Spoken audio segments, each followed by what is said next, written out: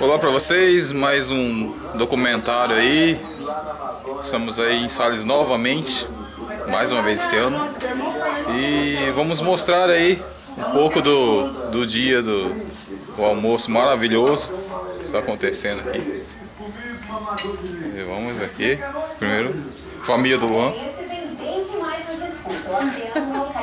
Família dele, são dois. Cadê? A Mirella sumiu. A Mirella estava no pé de avançar.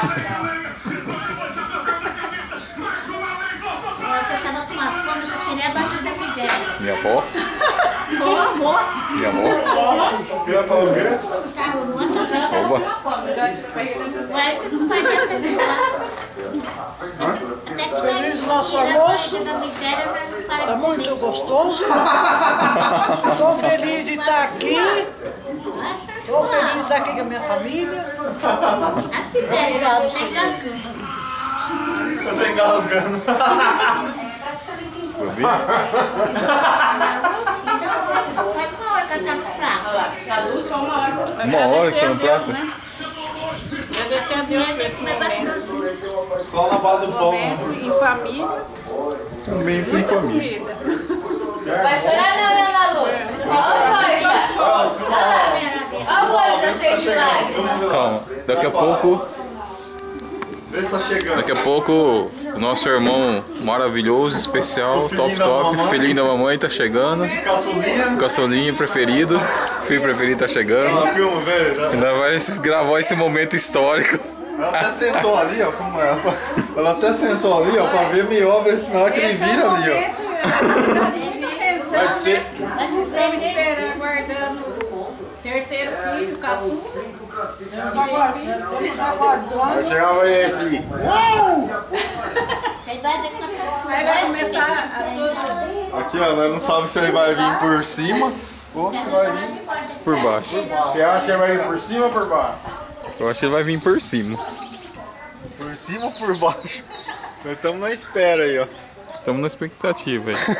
Por cima ou por baixo? Por cima e por baixo. Ela até sentou pra ver se ela tá na expectativa que ele vai subir aqui, ó. Filho da mamãe. Ai. Carro do Belmiro.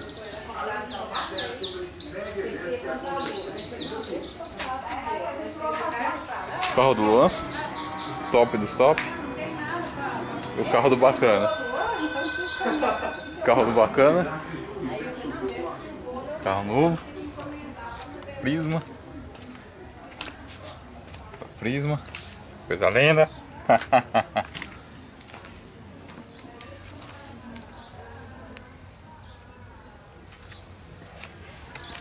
Comprei. Quem quiser comprar, vai em concessionária.